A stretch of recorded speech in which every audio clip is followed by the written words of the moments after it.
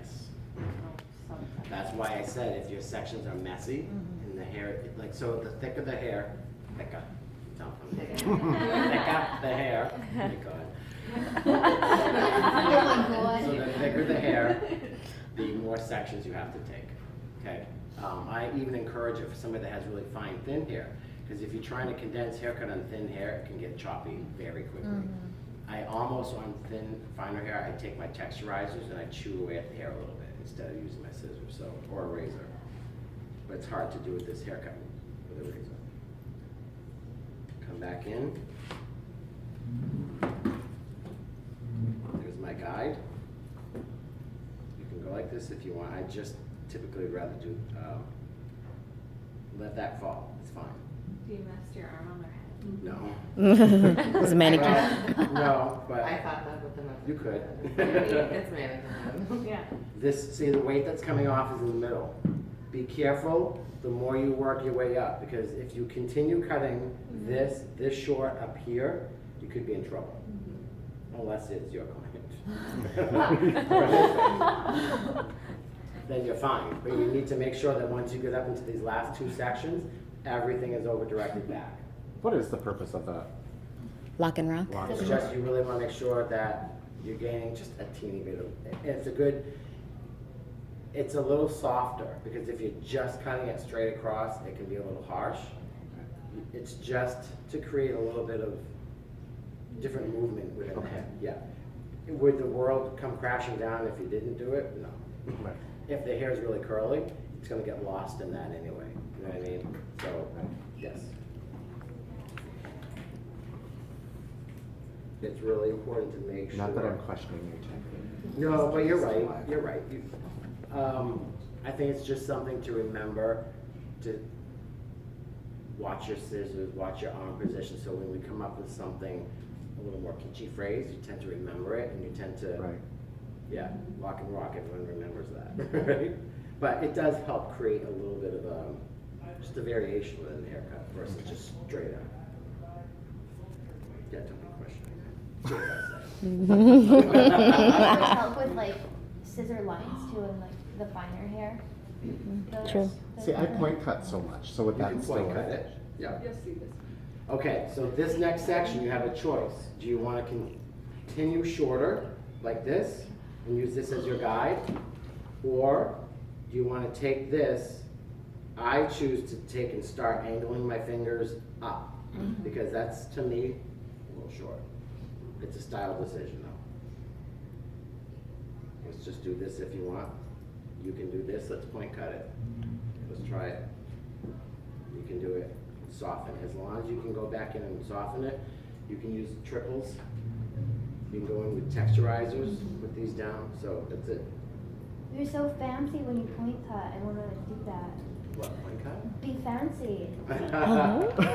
You can be fancy. Actually, if I want to be fancy, He's like, I pull these out.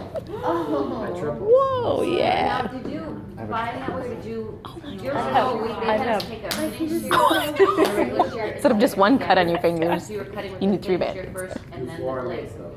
Those are- Awesome. They just stopped making because of manufacturing issues, but we probably will come back out with them. Those are cool. I use them every day. are you really? And they're not kitschy. How bad is it when you nip yourself? Times 3.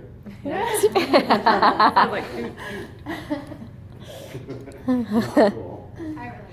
All right, so this, you need to, this all has to start going back right now, because if you cannot continue this haircut, it's gonna be very, very disconnected. Okay, so remember I said this is a haircut that you want to be layered, not compromise the front, but there needs to be a nice flow to it. If I continue this haircut like this, like I was cutting it, that's way too much off. You gotta figure out where is this hair gonna fall Yeah. when we're done. And it's gonna fall right behind the front, and it's gonna be a big disconnect. So you really need to start changing your angle right now. You can walk the scissors up. You know, you can point cut, do whatever you want. But at this point, as long as you go back in and you soften, and I'll use the triples. You go in and just soften that up.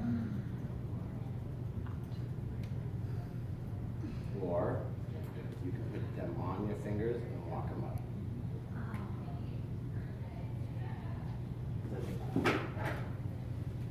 This last piece here is going completely back, because this is the part that is a blending part. This is not a style cut part.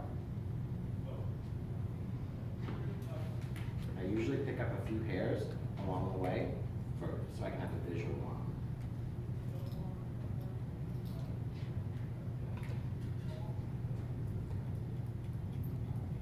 Now, if they had a side part, would you, in Side that part? area, would you go towards the part area, or would you still go straight back?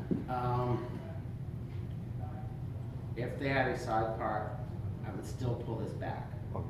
Unless there's well, even if they had a severe cowlick, the cowlick on either side is always gonna win, and it's always gonna bounce up and Right. look like it might be later. So I still would take it and condense it all back and just blend. I cut off maybe a half an inch, Right. but then at that point it wouldn't matter. If I was doing face framing, the cowlick is a big deal.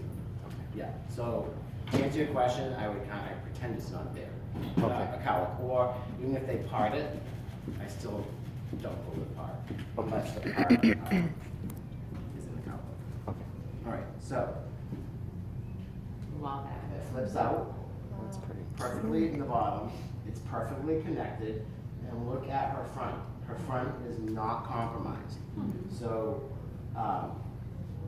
I actually like it because this is layered behind the ears. Everything from the front is not compromised. I'm a very Sassoon trained. Like I want everything matchy and perfect and sharp. That's why I said, for me, I just have to put my scissors down and say, don't look at her hair, because I want to blend this. I want to go in and at least do a little, but if someone says, please don't cut this, some women want to be able to put it in a pony and not have little pieces fall. It's okay. It's okay to have a disconnect, because the disconnect works. It's very easy haircut. So this haircut done on a little bit of a natural wave bumps up even more. So if you're a client, I would suggest where I over-directed this back to gain length, you keep cutting it short. Okay. And then the last two sections, you go back. Unless, you know what I mean? I don't know. I'm just saying, if you want it shorter than this is kind of short. But if it has to be shorter, there's a trick that I do. I do this exact haircut. So do this haircut, place your hand where you want it, the lift. I go in and I take deep V's. That's what I do. All right, so I do big V's. I take this like this, take my triples, and you go in, you can point cut it, That's what I do. and then I drop it, and then it's a little more of a disconnect to the rest of the hair. But there still has to be a flow to it, even though there's a disconnect, right? It's one of my go-to haircuts, especially for a first-time client that you're worried maybe her hair's choppy to begin with. It's a great haircut. It takes no time at all, and it's a big impact. when So you cut. this works great with like really long hair too? Or is it more? No, like down your butt long? No, like just like, Yes. yeah. Yeah. Okay. Past here, I haven't. What is that? I'm not cutting your hair. Yeah. Crystal like Gale when went you on a get long it time ago. Yeah, so no, That's long hair, not- absolutely. Yep. Not- So you guys, your turn. So as far